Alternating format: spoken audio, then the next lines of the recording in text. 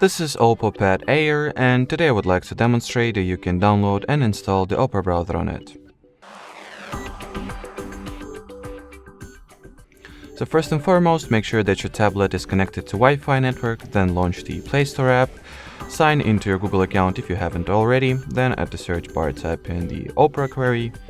Once the needed app is found, you can initiate its installation either directly from the search results by tapping at the install button over here, or you can also open the app page and tap at the install button over there. So now let's wait for it to be downloaded and installed, and we'll continue.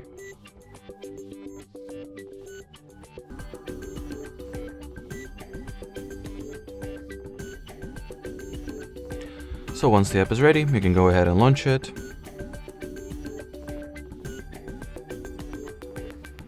And in here simply there is a choice, so you can either customize the permissions and privacy preferences that the Opera browser will have an access to, or simply allow everything that it asks for, and well, start using the browser. Alrighty, so that will be it for this video guys. Thanks for watching and bye bye.